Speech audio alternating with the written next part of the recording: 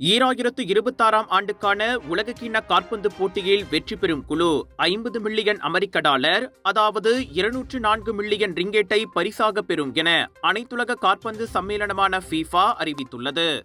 உலகக்கிண்ண காற்பந்து போட்டி வரலாற்றில் முதல் முறையாக வெற்றி பெறும் குழு அதிக அளவிலான பரிசு தொகையை பெறவிருக்கிறது. இப்போட்டிக்கான மொத்த பரிசு தொகை 655 மில்லியன் டாலர், கிட்டத்தட்ட 2.67 பில்லியன் ரிங்கெட் என்பது 2022ஆம் ஆண்டு கட்டாரில் நடந்த போட்டியில் அணிகளுக்கு விநியோகிக்கப்பட்ட 440 மில்லியன் டாலருடன் ஒப்பிடும்போது இது 50 விழுக்காடு அதிகமாகும்.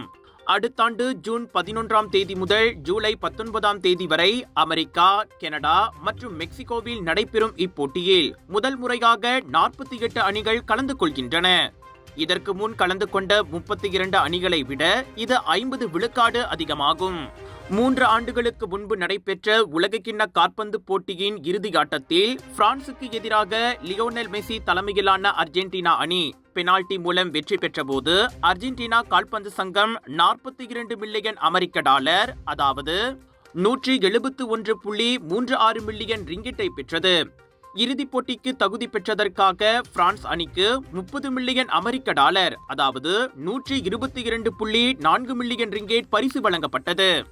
இந்த முறை 2ஆம் இடத்தை பிடிக்கும் அணிக்கு 33 மில்லியன் அமெரிக்க டாலரும், 3ஆம் இடத்தை பிடிக்கும் அணிக்கு 29 மில்லியன் அமெரிக்க டாலரும் வழங்கப்படும்.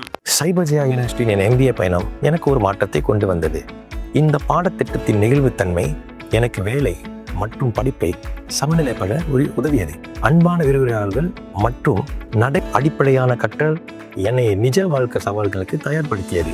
நான் கற்றதை நேரடியாக என் தொழிலில் பயன்படுத்த முடிந்தது.